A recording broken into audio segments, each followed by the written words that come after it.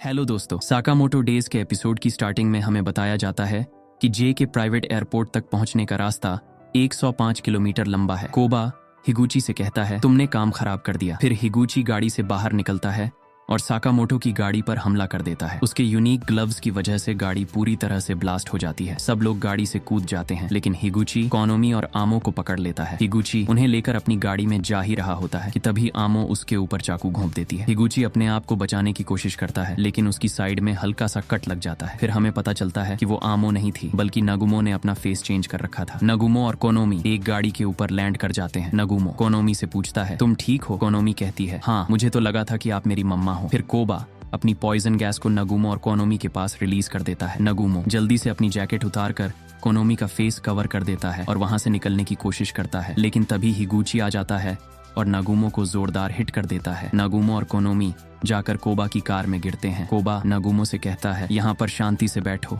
वरना मैं पूरी गाड़ी को पॉइजन से भर दूंगा। नगुमो कहता है, वैसे भी तुम्हारा पीछा किया जा रहा है। फिर हमें दिखाया जाता है कि अकाओ एक बाइक चला रही है और उसके पीछे साकामोटो बैठा हुआ है। वो कोबा की कार को चेस कर रहे हैं। अकाओ साकामोटो से पूछती है, तुम्हारे पास लाइटर है क्या? कोबा उन दोनों को देखकर उनकी तरफ एक बॉम्ब फेंक देता है, लेकिन वो बॉम्ब एक दूसरी गाड़ी के ऊपर ब्लास्ट हो जाता है। वो गाड़ी हवा में उड़ जाती है और अकाओ की बाइक उससे क्रैश होने वाली होती है। तभी साकामोटो जल्दी से उस कार का गेट ओपन कर देता है और दूसरी तरफ कूद जाता है। वो जोर से कार को धक्का देता है, जिससे अकाओ अपनी बाइक को नीचे झुका लेती है ताकि टकराए ना। अकाओ की बाइक का हैंडल जमीन से टच करने लगता है और स्पार्क्स निकलने लगते हैं। उन्हीं स्पार्क्स से अकाओ अपनी सिगरेट जला लेती है। फिर साकामोटो साइड से एक स्टैंड उखाड़ता है और कोबा की कार पर कूद जाता है। वो स्टैंड से कोबा पर हमला कर देता है, लेकिन कोबा पहले ही कार से कूद जाता है। नगुमो साकामोटो से कहता है, साकामोटो व्हील को संभालो। साकामोटो ऊपर से ही व्हील कंट्रोल करने लगता है। तभी पीछे से हिगुची आ जाता है और साकामोटो पर हमला करने वाला होता है। तभी वहां पर अकाओ आ जाती है और अपनी बाइक को हवा में उछालकर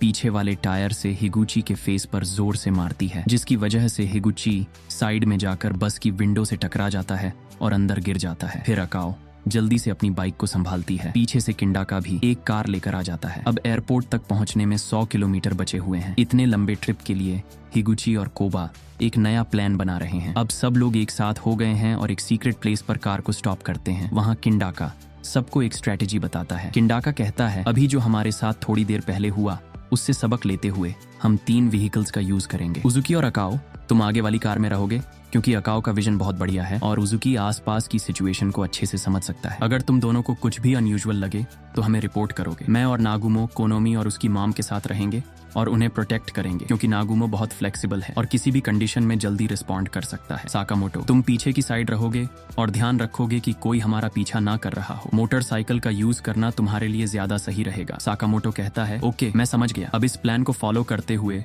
सब लोग एयरपोर्ट की तरफ निकल जाते हैं। अब हम सबसे आगे वाली कार में आते हैं, जहां अकाओ और उजुकी बैठे हैं। उजुकी अकाओ से पूछता है, तुम सब लोगों में से साकामोटो सबसे ज्यादा स्ट्रॉन्गेस्ट है ना? अकाओ कहती है, क्या मतलब? उजुकी कहता है, ज्यादा अपॉर्चुनिटीज हैं कि एनिमी पीछे से हमला करेगा, इसीलिए किंडाका ने साकामोटो को पीछे असाइन किया है। अकाओ कहती है, मुझे कम मत समझो। अगर एक खाली रूम में मुझे और साकामोटो को नाइफ के साथ लॉक कर दिया जाए तो मैं जीत जाऊंगी उससे, लेकिन एक्चुअली अगर एक रेगुलर रूम हुआ तो चांसेस हैं कि साकामोटो 100 में से 100 फाइट्स जीत जाए। उजुकी कहता है, तुम दोनों में इतना डिफरेंस नहीं हो सकता। अकाओ कहती है, मैं किसी भी एक वेपन को पूरी तरह से मास्टर कर सकती हूँ, लेकिन साकामोटो सराउंडिंग से किसी भी ऑब्जेक्ट को उठा सकता है, फेंक सकता है और उसे यूज कर सकता है अपने अकॉर्डिंगली। वही नगुमो अपनी स्किल्स का यूज करता है। इस सिचुएशन में सच में साकामोटो सबसे स्ट्रॉन्गेस्ट है। फिर अकाओ उजुकी से कहती है, by the way I am sorry. Uzuki पूछता है, किस लिए? अकाओ कहती है, सुबह की बात के लिए। मैंने तुमसे कहा था ना कि तुम असैसिन बनने के लायक नहीं हो। उजुकी कहता है, तुम जिस टाइप की पर्सन हो मुझे तो लगा था अब तक तुम भूल ही गई होगी। अकाओ कहती है, मैं कोई भी रिग्रेट नहीं रखना चाहती, ये मिशन काफी डेंजरस हो सकता है। इसके बाद सीन मिडिल कार की तरफ शिफ्ट होता है। नगुमो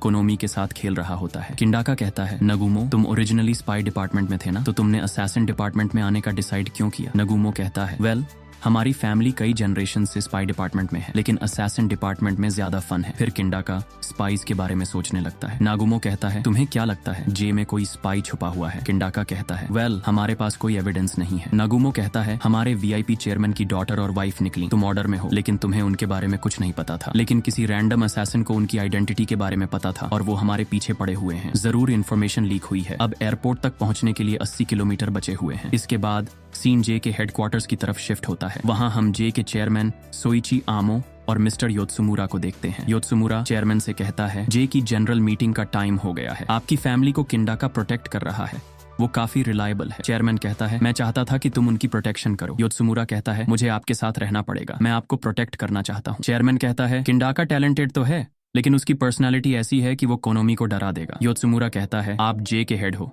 आप अपनी टेंशन लो, वो अपना काम संभाल लेगा। तभी वहां पर असाकी आ जाता है और योत्सुमुरा से कहता है योत्सुमुरा तुम्हारे पास भी तो एक बेटा अमाने है, इतने हार्टलेस मत बनो, तुम्हें अपने बेटे की फिक्र नहीं होती क्या? योत्सुमुरा सीरियस होकर असाकी से कहता है मैं तुम्हें एक बात बताना चाहता हूँ, अगर तुमने अगली बार मेरी फैमिली और चेयरमैन के बारे में कुछ भी बोला तो मैं तुम्हें जान से मार दूंगा। असाकी कहता है तुम सही कह रहे हो, पता नहीं कोई कब हमारी बात सुन ले। ये कहकर वो वहाँ से चला जाता है। चेयरमैन योत्सुमुरा को कहता है इतने नर्वस मत हो, यहाँ पर सारे जे के एग्जीक्यूटिव्स हैं। योत्सुमुरा कहता है मैं असाकी पर ट्रस्ट नहीं कर सकता। इसके बाद सीन फिर से किंडाका की तरफ शिफ्ट होता है। सभी लोग फिर से एक ब्रेक लेने के लिए रुके हुए हैं। तभी उजुकी को किसी का कॉल आता है। वो कॉल सुनने के लिए थोड़ा दूर चला जाता है और पिकअप करता है। दूसरी तरफ से आवाज आती है क्या मिशन वैसे ही चल रहा है जैसे हमने प्लान किया था? उजुकी कहता है हम इस बात पर अग्री नहीं हुए थे, तुमने मुझे बताया नहीं कि वाईपी एक नॉर्मल सिविलियन है। जो बंदा उजुकी से बात कर रहा है वो जे का एग्जीक्यूटिव असाकी है। असाकी कहता है मुझे पता था कि तुम रोने लग जाओगे जब तुम्हें पता लगेगा कि तुम्हें जिसे मारना है वो एक कमजोर मदर डॉटर है। उजुकी बोलता है मैं इस मिशन को क्विट कर रहा हूँ। असाकी कहता है इसीलिए हमने तुम पर पैसा खर्च किया था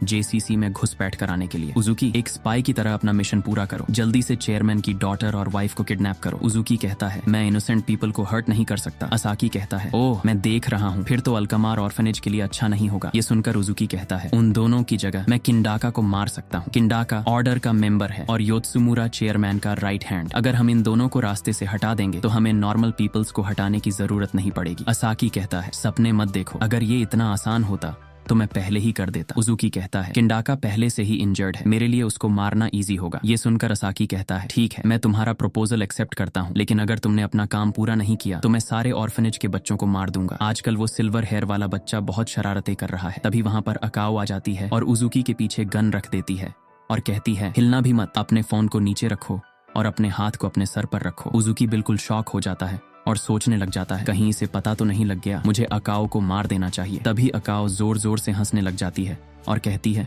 मैं तो मजाक कर रही थी, तुम कितने सीरियस हो गए, बात कंटिन्यू करो जिससे भी कर रहे थे। अब एयरपोर्ट तक पहुंचने में 60 किलोमीटर बचे हुए हैं। सब लोग एकदम चौकन्ना होकर बैठे हैं। उजुकी गाड़ी में बैठा एक फोटो देख रहा होता है। अकाओ उससे पूछती है ये फोटो किसकी है? उजुकी बोलता है ये मेरे ऑर्फनेज की फोटो है जहाँ मैं पला बढ़ा था। जब ये मिशन पूरा हो जाएगा ना तो मैं कुछ दिन के लिए ब्रेक ले लूंगा। इसके बाद उनकी गाड़ी एक ब्रिज से गुजर रही होती है। वहीं ब्रिज के ऊपर हिगुची खड़ा होता है और स्नाइपर से अकाओ और उजुकी पर हमला कर देता है। अकाओ को उसके बारे में पहले ही पता लग जाता है। वो अपने साथ साथ उजुकी को भी डिफेंड कर लेती है। सब लोग हिगुची पर गोली चलाने लग जाते हैं। हिगुची खुद को अपने ग्लव से बचा लेता है और फिर ब्रिज के ऊपर हैंड ग्रेनेड फेंक देता है जिससे ब्रिज बीच में से टूटने लगता है। उजुकी और अकाओ की कार एक्सप्लोजन में आने वाली होती है, लेकिन अकाओ स्टीयरिंग को संभाल लेती है और ब्रिज के उस पार पहुंच जाती है। नगुमो और किंडाका की कार भी ब्रिज से गिरने वाली होती है। किंडाका चेयरमैन की वाइफ और डॉटर को लेकर बाहर कूद जाता है, जबकि नगुमो भी कार के ऊपर चढ़ जाता है, लेकिन उनकी कार बाल बाल बच जाती है। अब सिर्फ साकामोटो ही ब्रिज के उस पार रह गया है और हिगुची भी उसका पीछा कर रहा है। साकामोटो अपनी बाइक को फुल स्पीड पर चलाने लग जाता है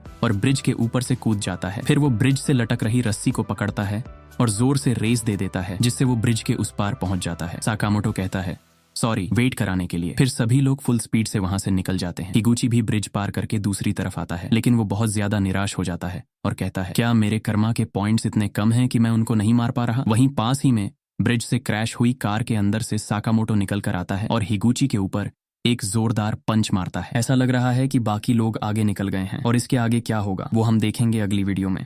और इसी के साथ आज का वीडियो खत्म होता है।